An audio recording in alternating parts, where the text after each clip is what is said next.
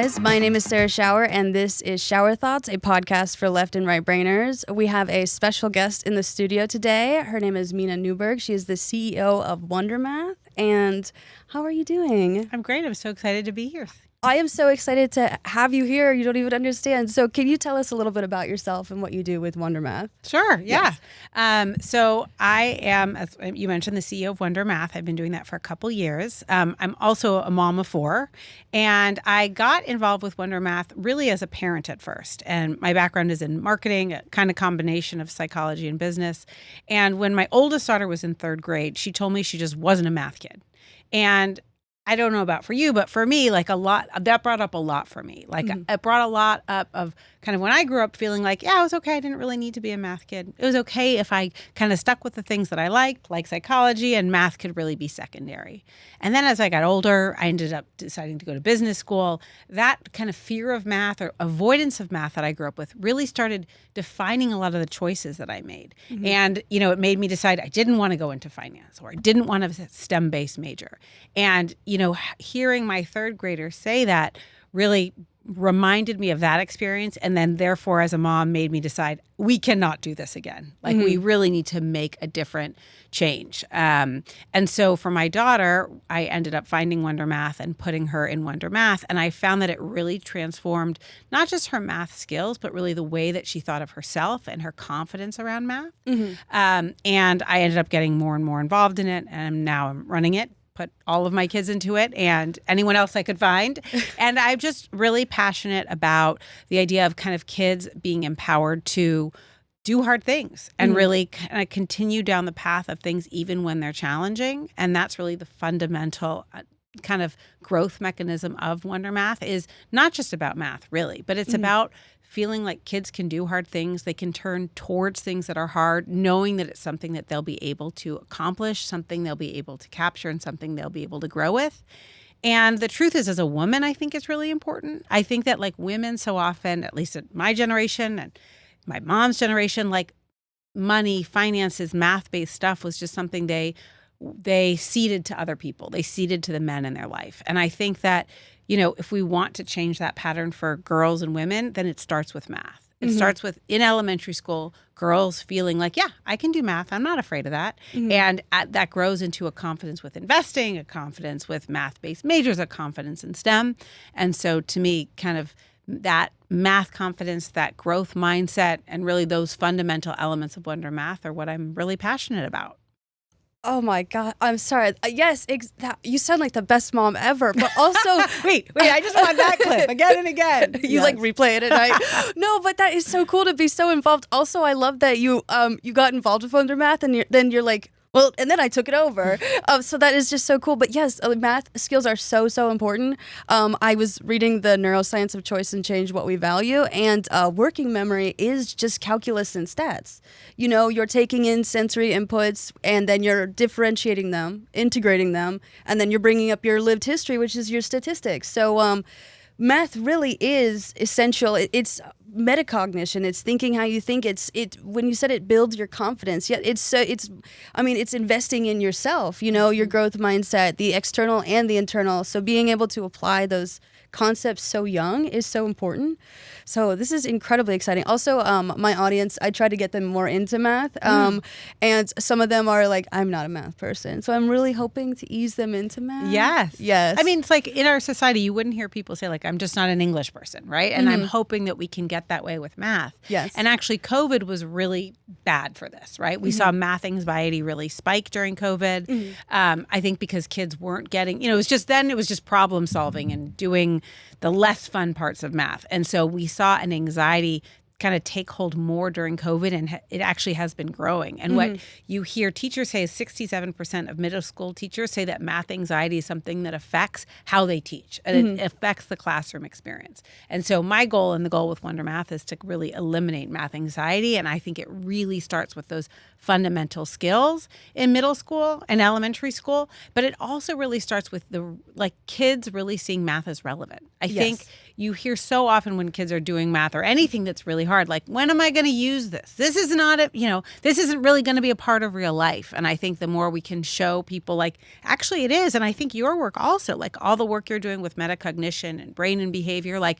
for people to understand that's not just brain anatomy that we happen to take for granted, but like when you forget something, where is it that you're forgetting it? And how do you, when you react in a certain way, where does that happen? And like, why does it happen? I think that the more we can bring that into everyday life and make it more relevant, the more we feel we can take hold of it. Absolutely. I'm so excited that you said make it more relevant for kids, because I do actually have a whole point on self and social relevance. And then also, there was something else you said.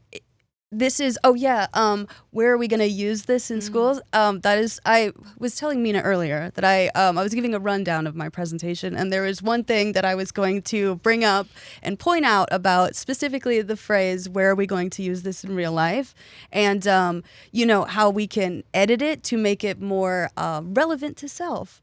But just for everyone listening at home, I'm going to kind of just run through the neuroscience of this question that Mina and her team sent me, which is, how do you learn to love a subject you used to hate? And for Mina and everyone here, I did not do well in school growing up. I moved around a lot, ADHD, autism, and my parents are incredibly well they're very educated, but they were very condescending. So when you were saying that you're very involved in your daughter's math, I'm just like, yes, that's exactly, because my dad is an engineer, and so when I asked him for math help, it was like, how do you not get this? And it's like, well, I need you to take a step back and realize I'm 7. I'm going to talk about, believe it or not, the neural correlates of hate and what makes us hate things and how we can kind of break those down to see how do we avoid those or edit them. And kind of incorporate them into WonderMath, or anyone at home, if you'd like to take this advice. Also, all research I will include in the bio. I've fact-checked it, sources. I will send it to your team. If there's something you're like, take this out, I'm not sure about this study, I don't want my name assigned to it. It's okay. Yeah. I know, but I also, I always tell everyone, just because you like me is not, always, always verify for yourself. Yeah. Make sure that you're understanding the information, and, because you're applying it to your life, and I don't want to, give you misinformation or phrase something the wrong way, and now you're like, okay, well, now I'm going to only breathe through my left nostril, and my life is forever changed. So I'm going to be talking about that. Also, guys, background info. I used to work in advertising, so a lot of this is... if you're like, this sounds like you're pitching, Mina. I'm not pitching. I'm just saying these are some fun things. And also, I would absolutely love to hear your feedback when I talk about these things, because I imagine, since I didn't actually sign up for a WonderMath course because I was afraid of interrupting a student's learning, because with WonderMath, you do get assigned to, there's like 3 or 4 students, and I didn't want it to be, some third graders learning algebra, and then there's just me like, hey, guys, so it's a parabola. And so I was. I was just gonna talk about learning, how much I love learning. Would you like to hear? I'd love to hear it. My spiel. All right, guys. And so how do you learn to love a subject you used to hate? I didn't used to do well in school, right? But when I got sober, I realized I missed so much out of life, and there's so much I didn't understand genuinely. And so last year I started this reading journey, and I really got into sociology.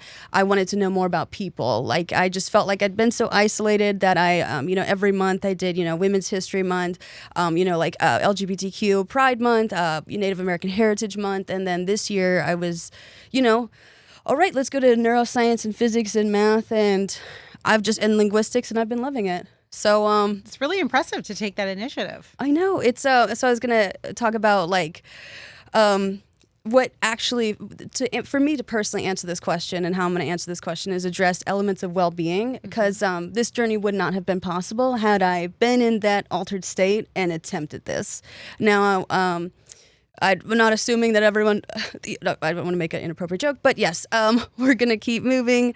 So I wanted to talk about, the brain. The brain has evolved a unique hate circuit. It involves the medial frontal gyrus, the right putamen, bilaterally in the premotor cortex, and in the frontal pole, and bilaterally in the medial insula. Now, if you're like, that was a lot, and you guys at home are probably like, that was a lot. I just want to explain what each brain region does.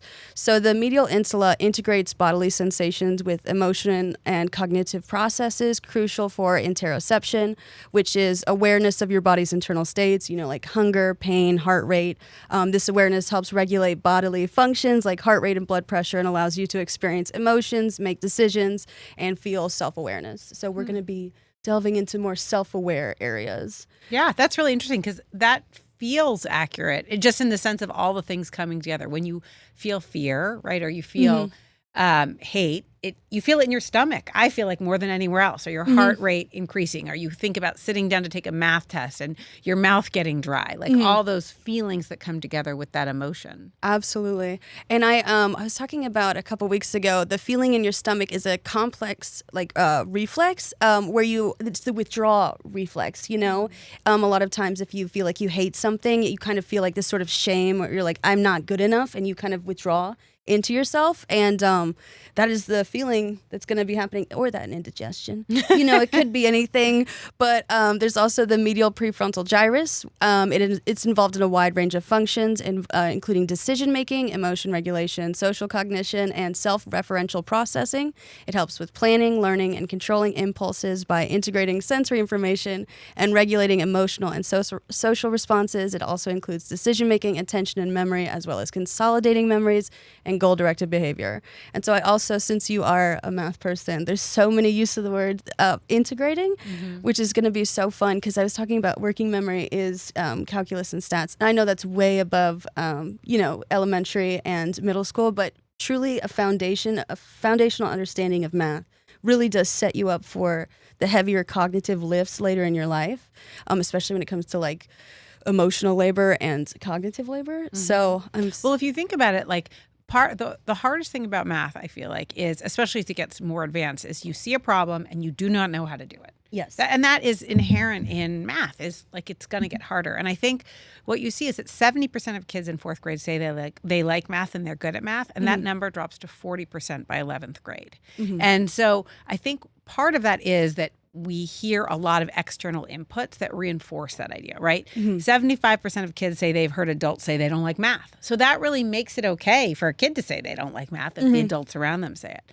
I think also what we see is that it gets harder, right? You are destined to sit down at a test and not know how to do it. And all those pieces that you're saying kind of come together, you really feel it. And I think sometimes we mix up something being really scary and hard with the feeling of hate. Yes. And they end up going together. And it's really hard to tear them apart. It's hard to keep in your mind, man, this is hard and it's supposed to be hard, but I'm going to be able to slow my heart rate down, slow my breathing down to be able to take on this challenge rather than just kind of panicking in the moment. Absolutely. I was reading this book on anxiety. When it comes to arousal, when it comes to stress-inducing things, it often is excitement, but it's misinterpreted as you're afraid of it, you're kind of you want to anxious, so you have to adjust the skill level and make sure it's not too hard. If it's too hard, it makes you anxious. If it's too easy, it's boring.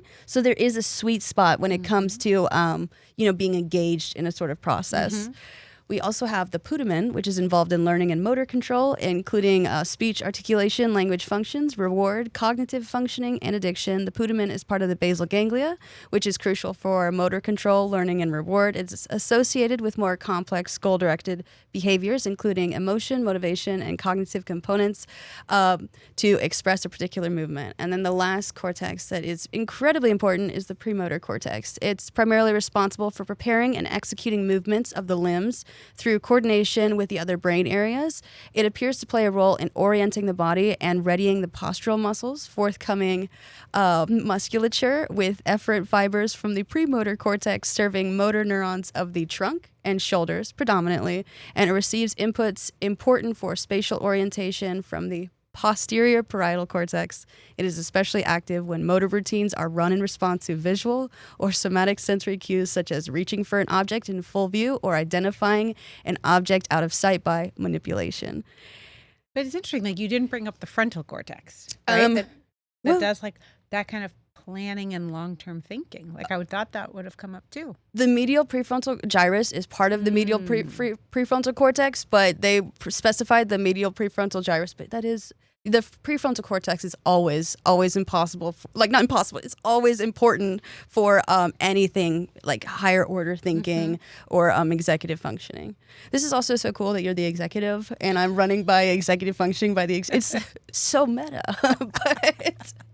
And if you're like I know all this, I just also love telling people, but so that was just the buildup of the neural correlates of hate, and so how I'm going to approach this is tweaking elements that kind of get you out of the hate region, so it's more enjoyable. So the important context is learning is usually done online with a screen, sitting down. These people are young, and so like with everything involved. The screen sensory input, blue light, can give you a headache. Sitting in one location, if your muscles are engaged or they'd like to be engaged, you're going to spend a lot of your energy restraining yourself to kind of sit more in place. And your brain can't actually split attention. It can only switch. And so if the kids are sitting and they're just trying to kind of restrain themselves to the spot and their arms and their trunk is being restricted, that's going to build resentment towards the thing that is supposedly restricting them. So how do you incorporate movement and tactile sensations and emotions in a way that lessens the visceral repulsion away from, the learning environment? Because hate is a mixture of anger and disgust, and it repels people away from whatever is being taught. Well, it's interesting. So you're saying that's related to any kind of online learning. Would you say that you would expect kids to have that in the classroom as well, where they're asked to be sitting down? Asked to be sitting down, yes. The screen element, actually, I don't believe goes away because I haven't been in high school since a long time ago. But having a computer or iPad in class, the blue lights I know there's blue light glasses, those kind of prevent headaches. The thing is when you take in visual stimuli, that's 80% of stimuli is visual. Well, there's vision, sound, taste, and touch, and then smell bypasses the thalamus. But most of the stuff coming in is visual, and it's incredibly overwhelming for students. So just a way to adjust inputs, and kind of make their learning a little bit more enjoyable, and kind of getting away from what is restrictive during hate. Does this make sense? It's a very long way around. But well, I hear what you're saying. And what I hear you saying is like anything that you feel stressed about, if you're trying to learn and you're taking in a lot of inputs online, that could come up. And I think it's an important thing to think about. Let's take WonderMath out of it, right? I think if you look at the way most students, particularly high school and college students, are learning, it's they're in class, but you go to a library, like high school, every single kid has their screen up, right? Most learning is being done now through the screen, aside from the limited amount of time they're spending in class with a professor. And even that, we're seeing a transition to more online universities. So what is your suggestion, taking the hate piece out of it? Because people are learning hard subjects across the board. What I hear you saying is if you're going to be doing online learning, one, to make sure you're kind of in an environment where you don't feel as restrained, right? So like you can get up and you can move. Maybe you have headphones on and you aren't restrained to a specific seat. And then also kind of adding in more tactile elements so that your attention can be, as you're saying, split between looking at something on the screen, engaging with something that's maybe aiding in that learning. Oh, absolutely. This is not to get rid of screens completely. That wouldn't make any sense. And that would be a total overhaul of the system as it currently is. It's just to, I kind of go through sight, sound, touch, taste, and how those inputs can be adjusted so children can feel more engaged. I mean, I guess I could tack on children should probably use blue light lenses in some capacity, but it's more going to be sort of wellness sort of things that could be applied in a actual school system, or if you're at home, the screen is not negligible, but it can be applied anywhere. Okay. So my first suggestion is this. I feel like is probably what you guys already know. You already prompt, and I'm just going through the neural correlates of hate. Students snack beforehand. Hunger and pain compete for brain priority, and when it comes to hunger pain, the kids are now in a survival state, fight, flight, or freeze. And so if like it was talking about with the medial insula and, awareness of your body's internal states. If you have water and sustenance, then you get the kids out of fight or flight. I know you're like, oh, that's pretty obvious. But it's a great thing to prompt students because math is... working memory is mental math, and it's heavy cognitive lifting, and your brain does burn calories. It uses about 20% of your resting metabolic rate. And so, glucose from the bloodstream is converted to ATP. So if they are learning math, which is a heavy cognitive lift without any food in their stomach, they'll feel strain and tired, and their internal body state, they're going to feel this sense, sort of like impending sense of doom. Now that's low blood sugar, but they're going to associate that with math. So it's just good to, hey kids, make sure, you've eaten something or, you stretch beforehand, just so they have optimal brain environment to learn and lift. But the next thing is teach kids breathing exercises. When you're scrolling on your phone, people hold their breath. This is called screen apnea, and I will include several articles from NPR and actual research. Shallow breathing sends stress signals to the brain. It also is the universal muscle code for anticipation. Your nervous system is a two-way street. Your thoughts can influence your feelings can influence your thoughts, and your nervous system and your muscles are connected. So when you hold your breath, waiting on bated breath is the universal muscle code for anticipation, and the dopamine spike for anticipation is much higher when you're holding your breath, and as opposed to just learning the material, whether it be in class or in front of a screen. So just making sure that kids are, breathing. I don't know how close you observe students when you're teaching them, but if you notice the kids are holding their breath, that could also... it can cause a really big issue with learning and retaining information. And especially I know that if there's excess screen use in the home or at school, just to make sure that they don't get actually hooked on the screen and it's used for a functional purpose. So just check if they're normally breathing. Does this sound like I know that you obviously mentioned, breathing to like regulate your heart rate, but it's just such a huge thing. A lot of people, when I talked about this on a previous podcast, they commented, they were like, oh my gosh, I didn't realize when I'm on my phone, I do hold my breath. I realize I hold my breath as well. And so I signed up for some circular breathing classes, which is a great option if you can't afford singing lessons or a musical instrument. Just to, slow and controlled breathing lowers stress levels, increases focus, and regulates our emotions, and even helps us make better decisions. Now, I know this is in the realm of well-being. Are these things that could reasonably be incorporated without, parents getting too worried? Listen, I think for our program with WonderMath, I think you're talking about great executive functioning skills. And I think that really when you're thinking about how do you manage stressful situations, and you're right, math is often stressful. And for kids who kind of hear that they're going to be doing math and already have a negative anticipation around math, I think associating that with breathing makes a lot of sense to kind of think about. I feel this for myself too. Sometimes I'll feel anxious and I'm like, what is it that just happened that made me feel this way? So I feel like it's the breathing and it's the engagement to really say like, what is it that's stressing me out about this, and try and kind of bring that apart. I just think that's great for executive functioning and thinking about hard things across the board that kind of give us that stress. Absolutely. And you said the negative anticipation, how it's, you're like, is math going to be fun? And it's just like, breathe in, breathe out. Welcome to your tutoring session. It will be fine. But my next thing is incorporating olfactory enrichment into lessons, if this is possible. I know you said that you did send out tactile sort of things. This is not things for students to smell. You could obviously get into a lawsuit for that, but just a prompt to go out and smell the roses. I do have a very interesting very incredible research-backed study about the benefits of olfactory enrichment that sound almost too good to be true, but they are true. Okay, so this is going to be a bit of a wind-up. This is kind of second to breathing exercises. Smell has a direct route to the amygdala, the emotion hub, and hippocampus, the memory hub. It does bypass the thalamus, which is the brain's relay station, unlike other sensory input. The thalamus also screens sensory input, enabling us more focused attention on matters of value and filtering out distractions. So all of smell, none of smell gets filtered out. It goes straight to amygdala and memory.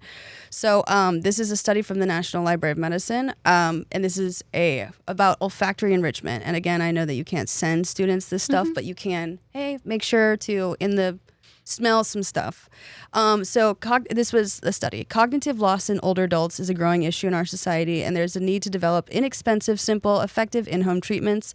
The study was conducted to explore the use of olfactory enrichment at night to improve cognitive ability in healthy older adults. There's also the methodology.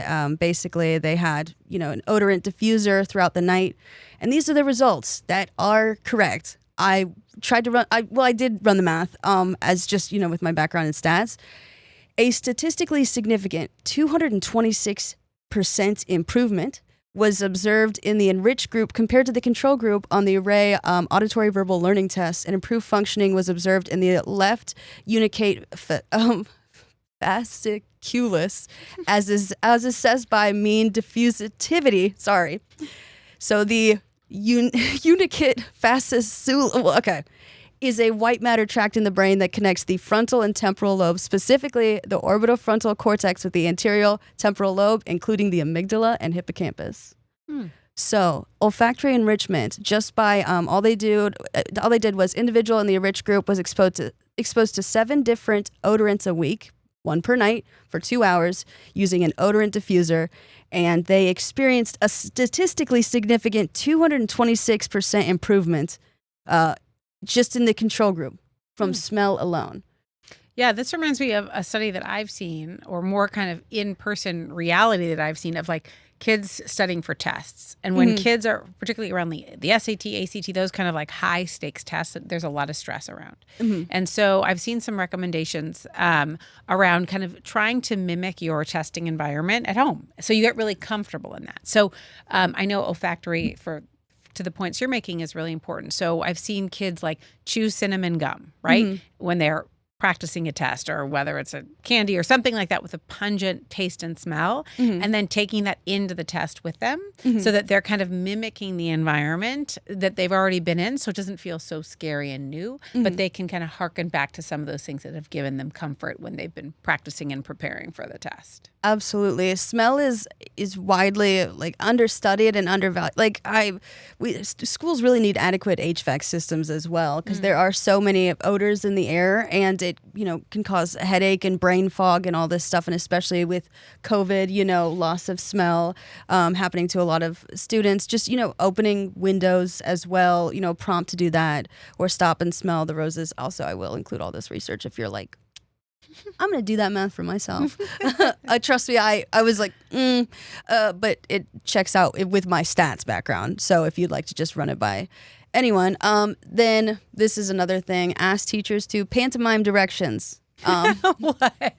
I know this is a bit of a wind up. All right, let's hear it. Math is incredibly directional. The directionality of math refers to the orientation and order in which mathematical concepts are understood and applied. That's for how math is taught, but we can get in to a more meta aspect of how math is learned. So the foundational concepts of math, spatial and positional awareness, differentiating between concepts like above, below, left, right, like that sort of thing. It's not just, hey, add or subtract. It's, you're talking about size, how big this is, the force order of adjectives, So unlike reading, which is left to right, math operations have their own sequence. Like when adding numbers, you move from left to right to identify the operation, and then you can move up and down to perform calculations. So it's a bit more involved than just linear narrative flow. Your classes teach geometry and, vectors. In geometry, direction is represented numerically using unit vectors and direct cosines, which describes an object's orientation in space that is essential for understanding concepts like axis of rotation. As I mentioned earlier, the neural circuits involved in hate strongly take into account interoception, awareness of body's internal state, especially the premotor cortex, which plays a role in orienting the body and readying the postural muscles for forthcoming movements. They said this appears to be the case as the premotor cortex mainly projects to the proximal musculature, with efferent fibers from the premotor cortex serving motor neurons of the trunk and shoulders predominantly, receives inputs important for spatial orientation. So, it is especially active when motor routines are run in response to visual or somatic cues, such as reaching for an object in full view or identifying an object out of sight by manipulation. So an object out of sight can include a physical object, but it can also include object concepts. Also, when the brain manipulates something out of sight, it's manipulating a variable, which, is the process of intentionally changing one variable in an experiment to observe its effect. So manipulating a variable with your mind is crucial to algebra. It is foundational. Since math is incredibly abstract, it is not easy to hold the concepts of math. However, you can activate the muscles to understand and embody the lesson.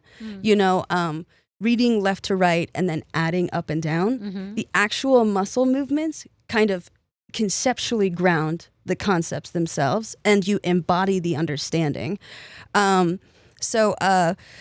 Pantomiming directions, sequences, sizes, distance, and asking the kids to follow along does help them immensely.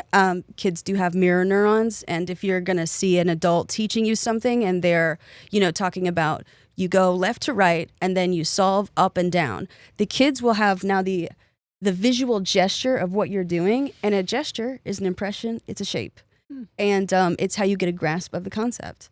So, not to mention, if the kids have a hard time sitting still, they are likely using their energy to remain put. This is a really cool area of study if you want to look into it, called behavioral energetics, which is the study of how our energy requirements determine how we move.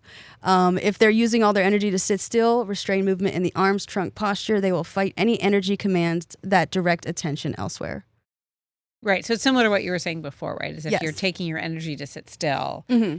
Yeah, I think that there's pretty widespread implications of being able to stand up, and I've seen that in a lot of classrooms, that they have more alternate seating arrangements, whether it's bouncy balls, the ability to stand up, pieces like that. I think it's excellent. It's been much more socially acceptable now than a decade ago. Oh, absolutely.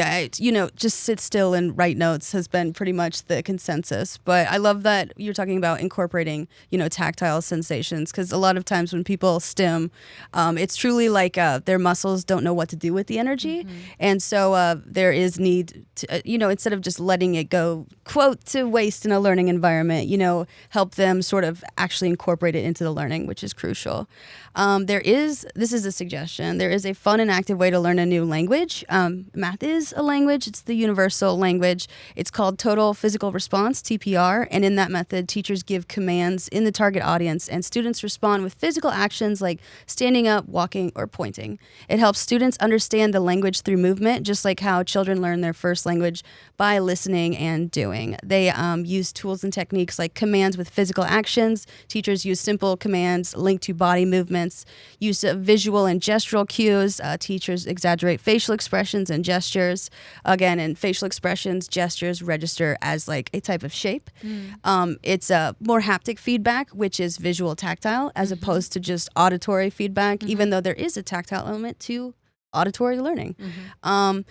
And this is going to help them conceptually ground the concepts, because again, math is abstract, and it's you can't really grab it. I mean, you could write it out and grab it, but it's not the same as grabbing the math.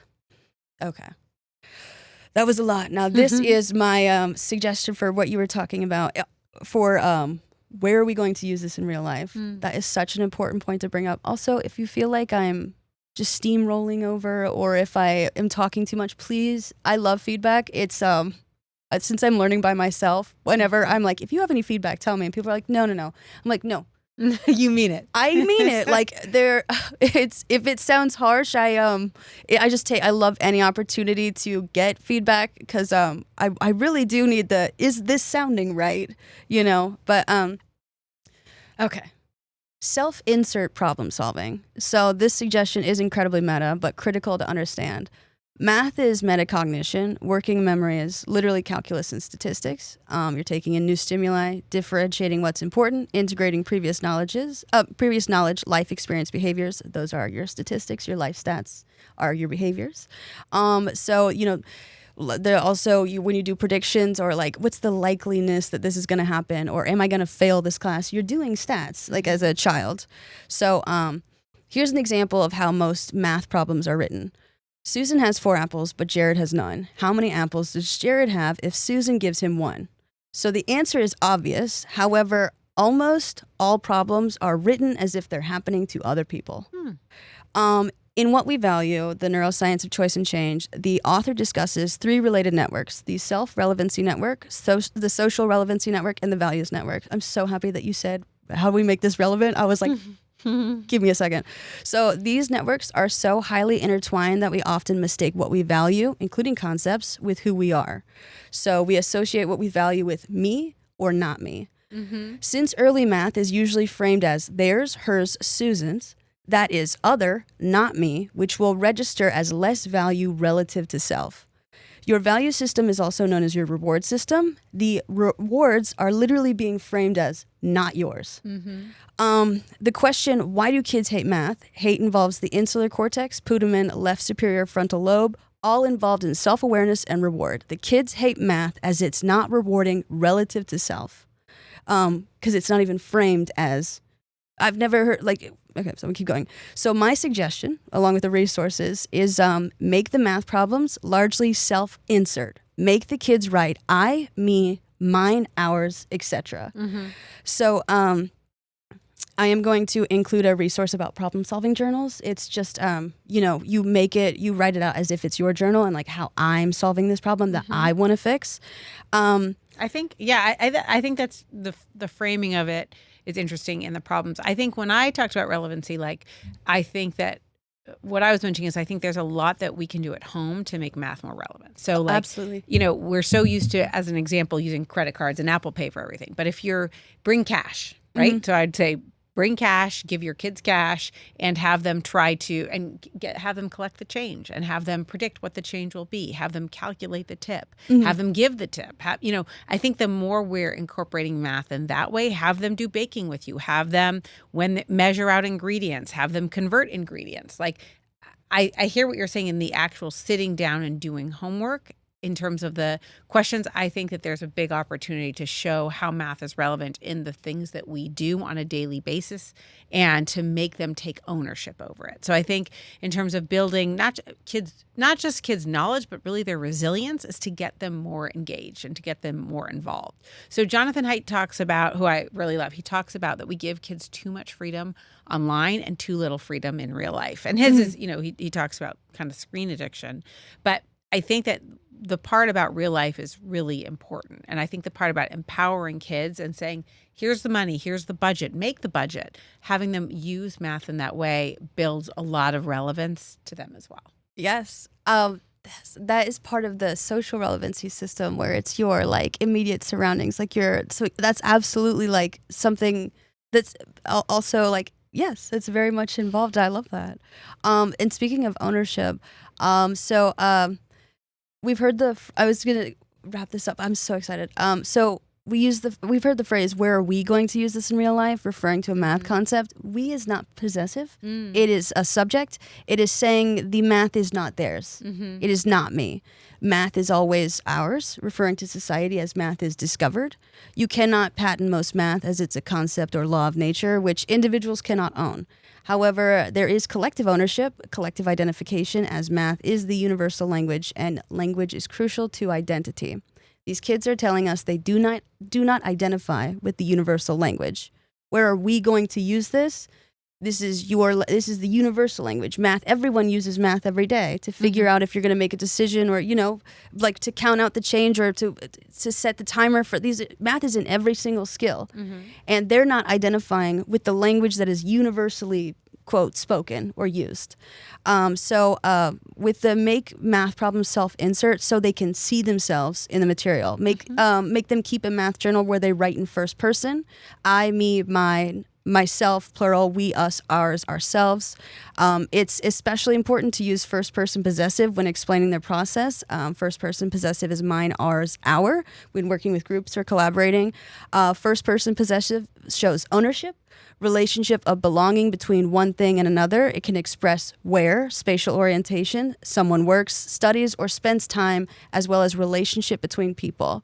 And so that is the big thing with math. You're trying to build connections and associations with yourself and others, by journaling, and then also by working with self, incorporating math into self, and then using math in the actual social environment. It's like learning a language, and then you want to learn a language in the environment you're going to be using the language in. So it's also incredibly crucial if your parents help you with the money, and they help you with the change, and that you help with the baking, right? Because you're learning the language and then you're immediately applying it.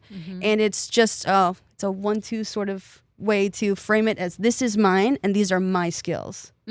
Yeah, I think one other thing to build on there is just kind of the pyramid, or the brick wall of learning, particularly in math. And a lot of it is fluency. I think sometimes when we see kids, and why we see this trend of kids not liking math as they get older, I think a lot of it has to do with not having your basic facts down. If you think about math, and so many of these things is like a big brick wall. If you have holes in the bottom and you have a loose foundation, it's never going to be strong at the top. And there's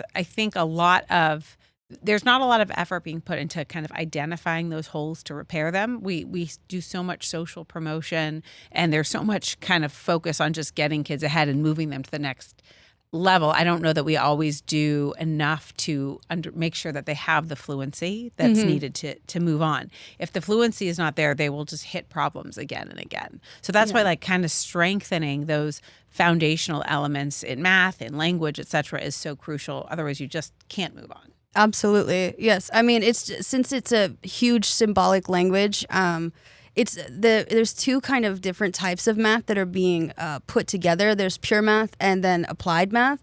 And a lot of times when you have, the applied math is how you teach it.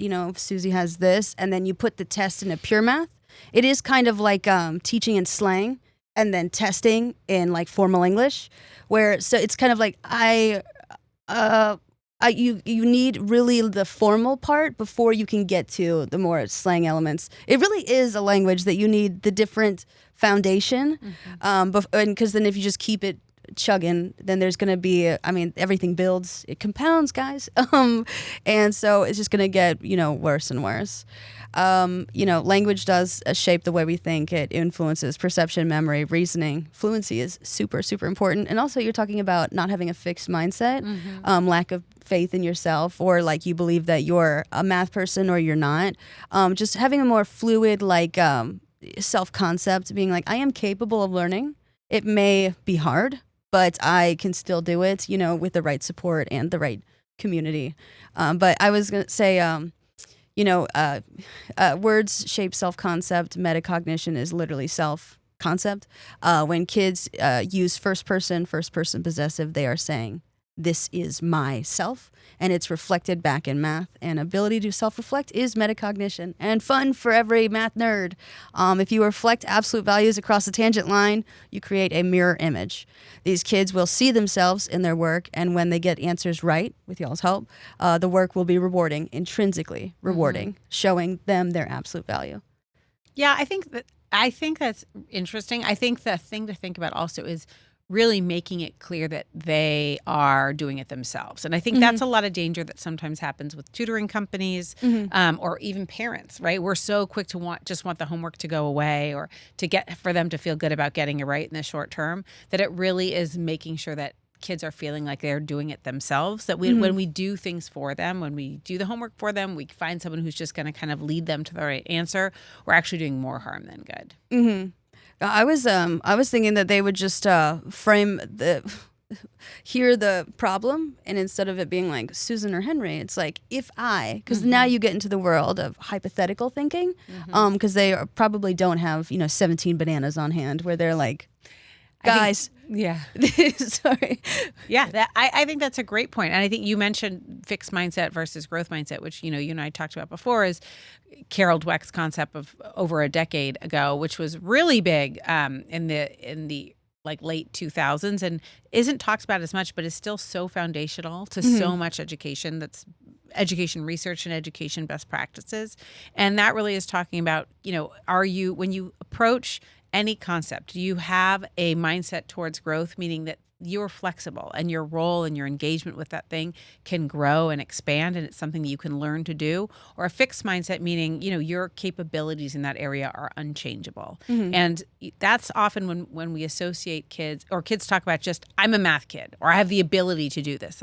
Reflects a very fixed mindset, which is hard to change. And what we see in the research is when kids have a fixed mindset, they don't even want to try because they don't want to get it wrong. Right? You're really exposing that part of your ego when everything is about ability. And if we teach kids to have a growth mindset, which is to say your ability, that is less important than the effort that you put into things, than the effort that you put into really getting better at things. And anything that you're not good at, you can work on getting better at. I think that is really transformative to seeing the outcomes that kids want to see and that kind of help us grow in that way. And that, I respect what you're saying about the language that we use in problems, but I think that the way we teach kids and the way that we enable kids to kind of take on their own destiny is really, really important. Oh, absolutely. I would say this is like pretty compatible with growth, since you're talking about emergence, right? And building sort of skills on top of each other. You're integrating new understanding and growing. I do have a fun book, Mathematics for Human Flourishing. I also did cut my hand if you're like, what is this? But it's Human Flourishing is a growth mindset, and it's like fun. I also annotate like wild, so if you're like, oh you my really do. God, it's just it's like a fun way to like get into different math concepts. And it's pretty applied, so it's fun if anyone is like an adult listening and they're like, I'm not a big math person. This is a fun one, but it's flourishing, which is growth. Because like a lot of people, like, when it's just, you need to grow upwards. You need to like not be as fixed, but there's exploration, meaning, play, beauty, permanence, truth, struggle, power, justice, freedom, community, and love. And it's like all of those through the lens of mathematics. And it all is, since it's about flourishing, it's all about growth mindset. It's so hard for me to plug a math book on the, like, I was like, yes, I love Francis Su. He's like my favorite mathematician. But, and then I was just going to wrap this up with my last suggestion is, obviously, like you were talking about, like, share this with parents. Because beliefs, I do have another book. It's The Knowledge Illusion, Why We Never Think Alone. Most beliefs are built with a community. So a lot of times, if your community believes that something is bad or something is good, you're going to adopt that belief as well. And so if your parents hate math, just kind of keep it to yourself. Yeah, I think you're right. Yes, if you as a parent do not like math, yes, try not to share that. And we see that a lot with Common Core, which is the way that math is. That's kind of the new state standard across the board. And it's different than how you and I learn math with standard algorithm, where you're lining things up and going up and down. It's really a much more conceptual way to think about math. And it enables people to have more of a math mindset and do math in their mind. So if you're calculating the tip, you're starting with, let's say you're doing 20%. Okay, you're getting to 10% and doubling it versus writing the numbers down and carrying the one, et cetera. But it's not how most modern adults learn math. And so there's an inherent kind of friction that we've seen with a lot of parents, and parents saying like, I don't know why you need to do this. I can't help you with your fourth grade math. It creates a lot of anger in parents. Yeah. And I think the idea of thinking that because it was done long ago is the way it should be done now. We've certainly negated that in a lot of areas. And I would say this is one as well, that Common Core has a lot of benefits, and most parents are averse to it because it's not how we learn math and it feels more complicated.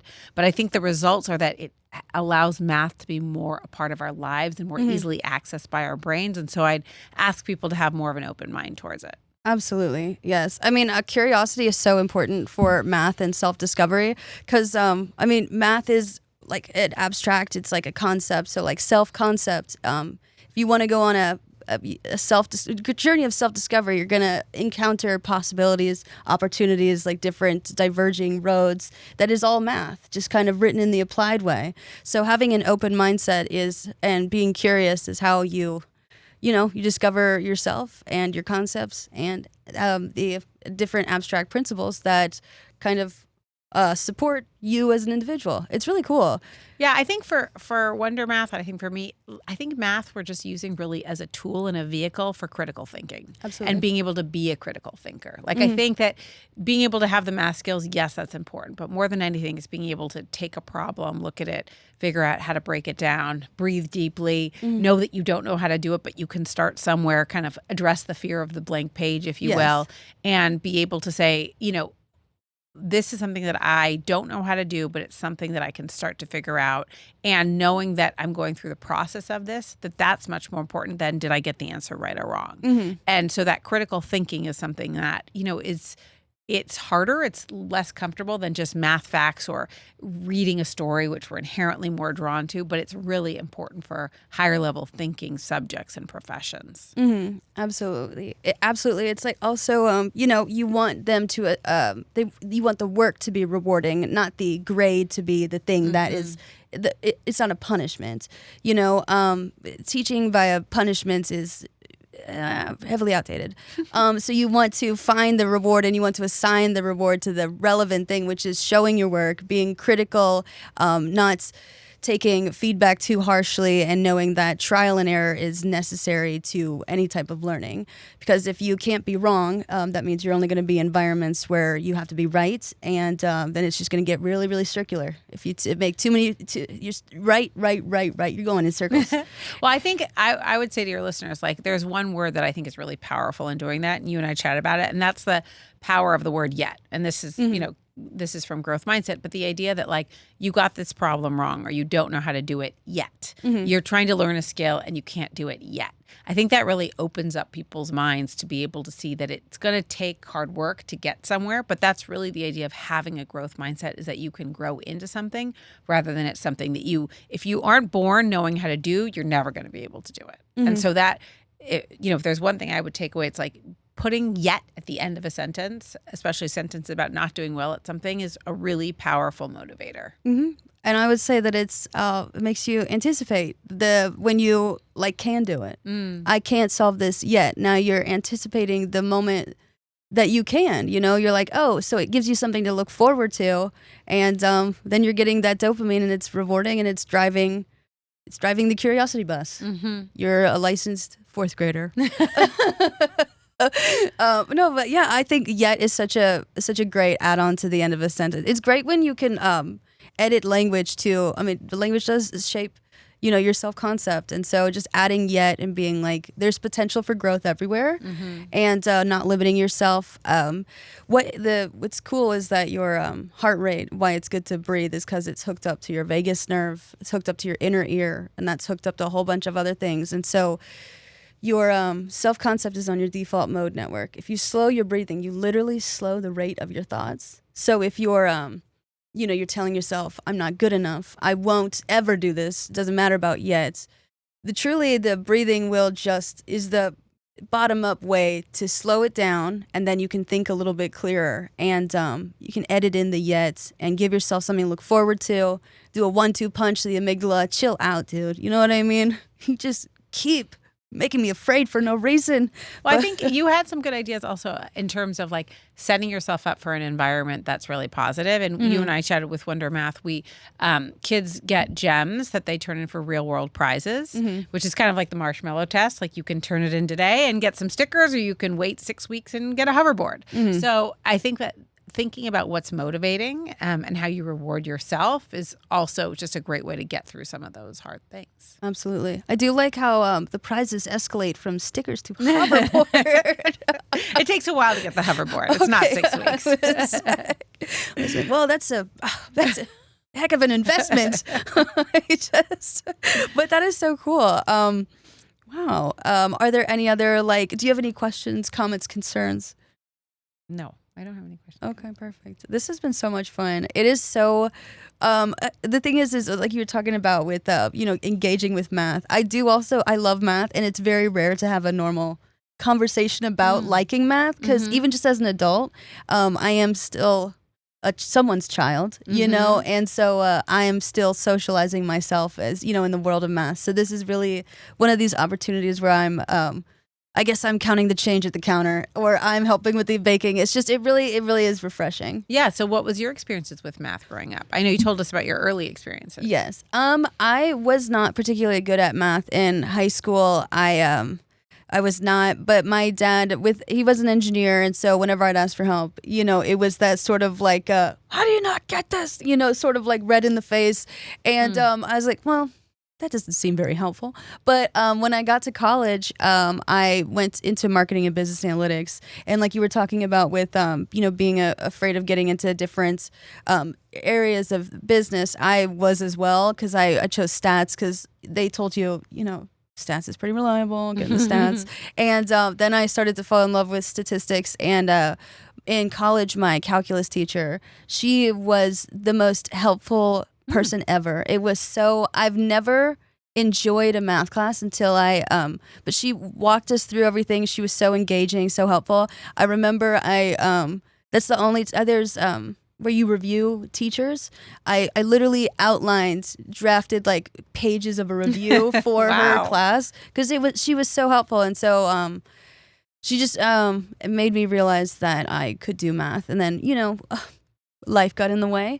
But then when I got sober, I realized I did love math, and that math was in every book that I read. When you talk about people devalue other people's lived experiences, you're devaluing someone's stats, like their behaviors, their patterns. And so it's just reading everything and realizing there's math everywhere. I'm like, oh, I do love it. I loved it because it helped me learn everything.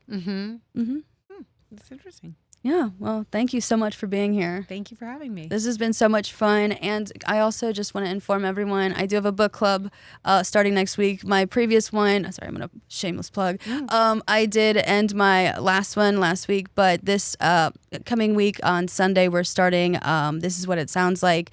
It's a book about, a legendary producer turned neuroscientist, explains self-discovery through music. She was a neuroscientist. Oh, she was the producer for Prince, and then she went to school for neuroscience, and she was like, I love music so much, I'm going to explain how it works.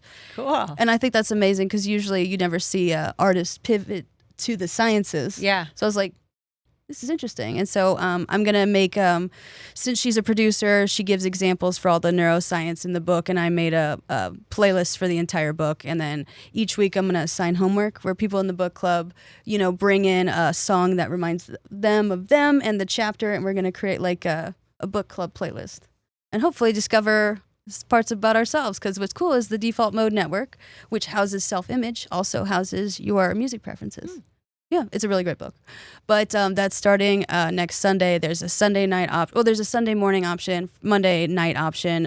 If you're international, Sunday is probably the best. But that will be linked below. Thank you so much for being here. This has been so much fun.